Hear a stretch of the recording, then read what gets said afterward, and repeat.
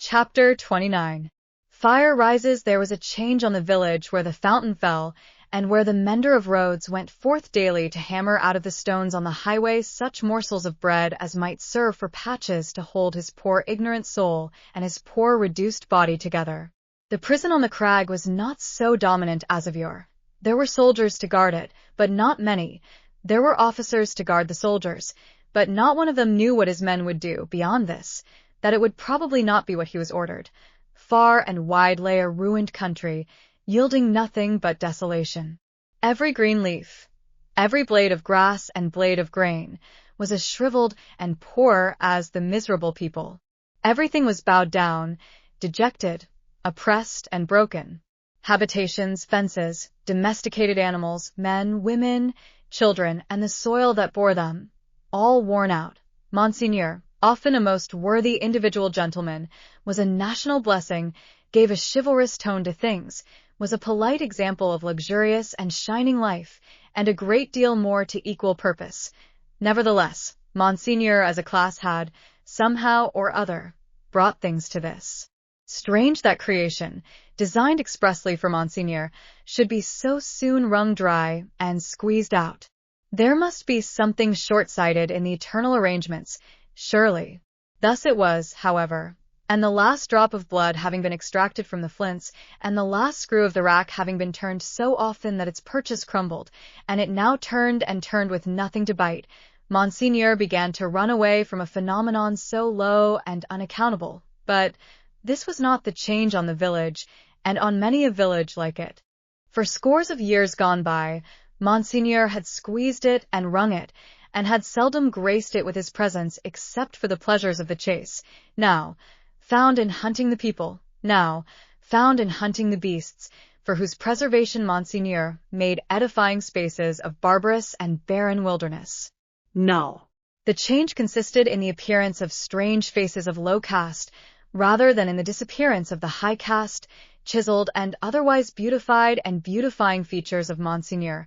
For, in these times, as the mender of roads worked, solitary, in the dust, not often troubling himself to reflect that dust he was, and to dust he must return, being for the most part too much occupied in thinking how little he had for supper, and how much more he would eat if he had it.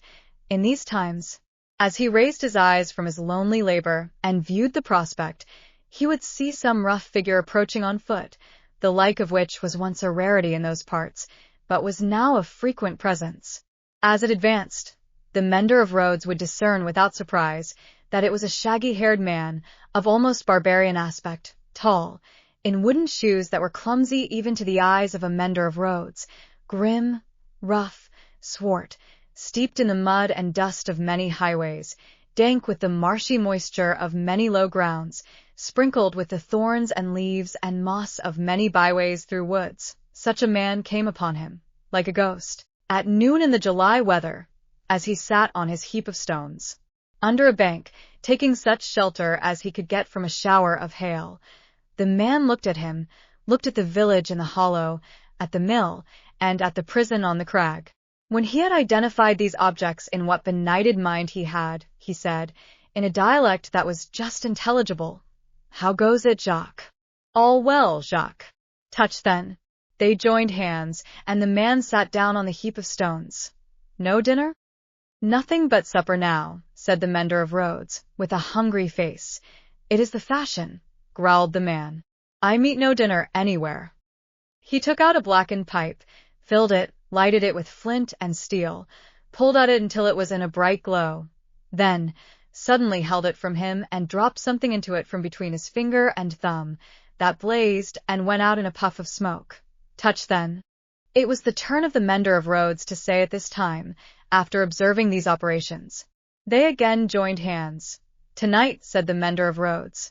"Tonight," said the man, putting the pipe in his mouth. "Where?" "Here."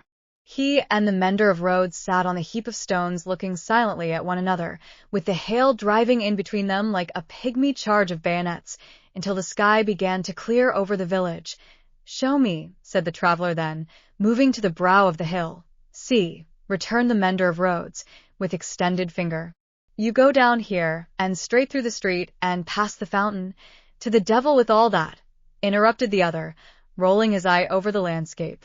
I go through no streets, and pass no fountains. Well, about 2 leagues beyond the summit of that hill above the village. Good. When do you cease to work? At sunset.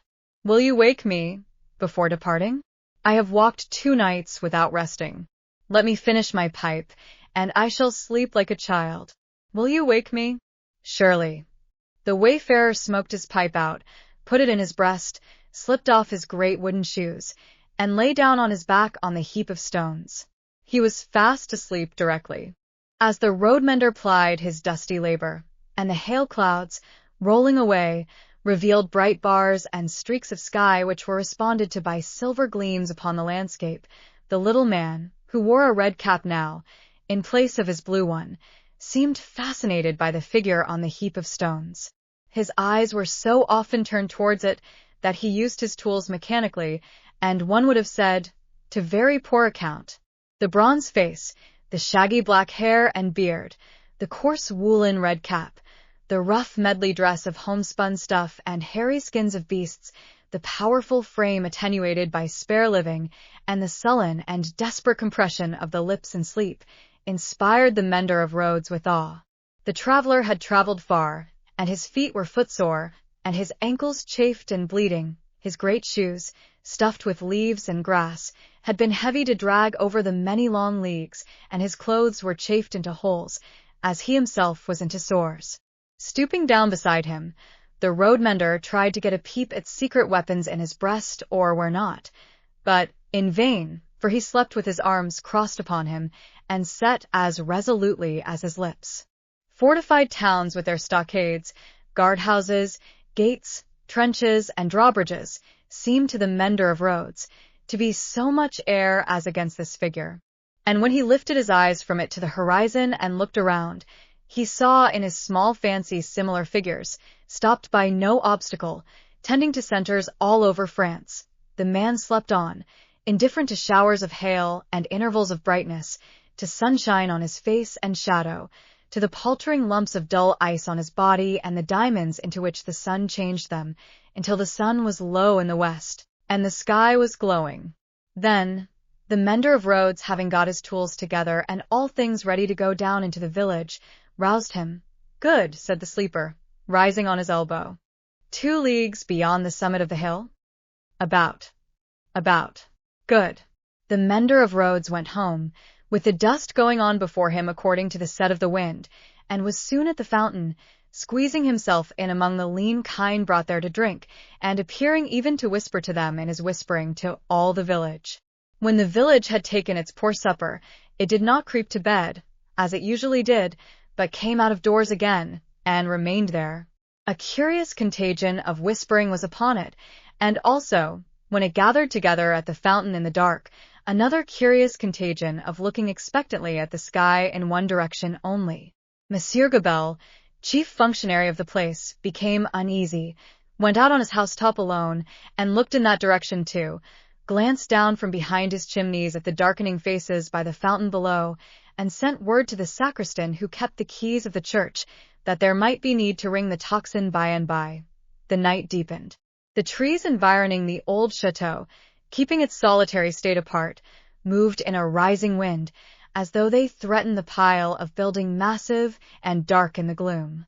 Up the 2 terrace flights of steps the rain ran wildly, and beat at the great door, like a swift messenger rousing those within.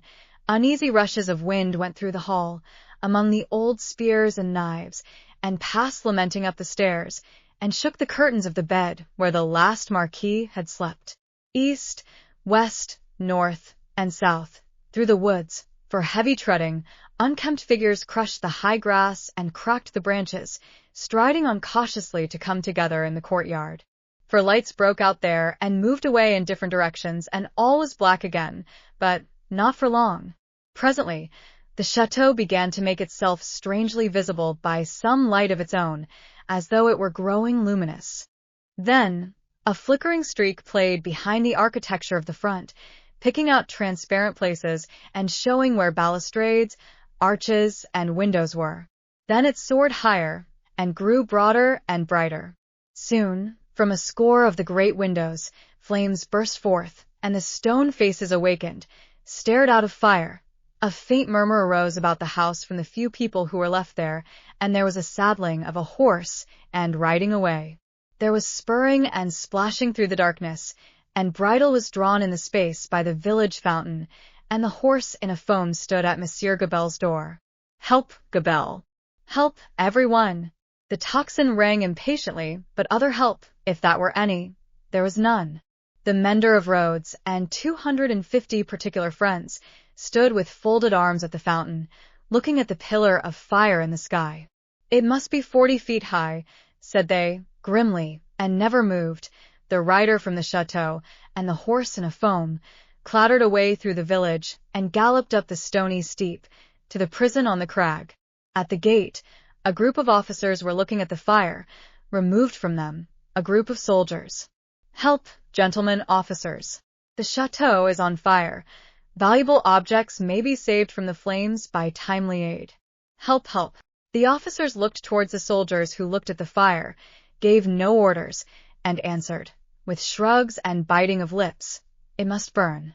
As the rider rattled down the hill again, and through the street, the village was illuminating. The mender of roads, and the 250 particular friends, inspired as one man and woman by the idea of lighting up, had darted into their houses and were putting candles in every dull little pane of glass. The general scarcity of everything occasioned candles to be borrowed in a rather peremptory manner of Monsieur Gabelle, and in a moment of reluctance and hesitation on that functionary's part, the mender of roads, once so submissive to authority, had remarked that carriages were good to make bonfires with, and that post-horses would roast. The chateau was left to itself to flame and burn. In the roaring and raging of the conflagration, a red-hot wind, driving straight from the infernal regions, seemed to be blowing the edifice away. With the rising and falling of the blaze, the stone faces showed, as if they were in torment. When great masses of stone and timber fell, the face with the 2 dints in the nose became obscured, anon struggled out of the smoke again, as if it were the face of the cruel marquis, burning at the stake and contending with the fire. The chateau burned. The nearest trees, laid hold of by the fire, scorched and shriveled. Trees at a distance, fired by the 4 fierce figures, begirt the blazing edifice with a new forest of smoke. Molten lead and iron boiled in the marble basin of the fountain. The water ran dry. The extinguisher tops of the towers vanished like ice before the heat, and trickled down into 4 rugged wells of flame. Great rents and splits branched out in the solid walls, like crystallization. Stupefied birds wheeled about and dropped into the furnace, for fierce figures trudged away, east, west, north, and south, along the night-enshrouded roads, guided by the beacon they had lighted, towards their next destination. The illuminated village had seized hold of the tocsin, and, abolishing the lawful ringer, rang for joy. Not only that, but the village, light-headed with famine, fire, and bell-ringing, and bethinking itself that Monsieur Gabelle had to do with the collection of rent and taxes, though it was but a small installment of taxes and no rent at all, that Gabelle had got in those latter days, became impatient for an interview with him, and, surrounding his house, summoned him to come forth for personal conference. Whereupon, Monsieur Gabelle did heavily bar his door, and retire to hold counsel with himself. The result of that conference was, that Gabelle again withdrew himself to his housetop behind his stack of chimneys, this time resolved, if his door were broken in, he was a small southern man of retaliative temperament, to pitch himself head foremost over the parapet, and crush a man or 2 below. Probably, Monsieur Gabelle passed a long night up there, with the distant chateau for fire and candle, and the beating at his door, combined with the joy-ringing, for music, not to mention his having an ill-omened lamp slung across the road before his posting-house gate, which the village showed a lively inclination to displace in his favor. A trying suspense, to be passing a whole summer night on the brink of the black ocean, ready to take that plunge into it upon which Monsieur Gabelle had resolved. But, the friendly dawn appearing at last, and the rush candles of the village guttering out, the people happily dispersed, and Monsieur Gabelle came down bringing his life with him for that while, within 100 miles, and in the light of other fires, there were other functionaries less fortunate, that night and other nights, whom the rising sun found hanging across once peaceful streets, where they had been born and bred.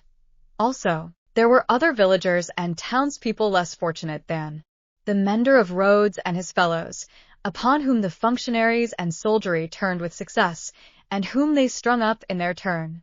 But the fierce figures were steadily wending east, west, north, and south, be that as it would, and whosoever hung, fire burned. The altitude of the gallows that would turn to water and quench it, no functionary, by any stretch of mathematics, was able to calculate successfully.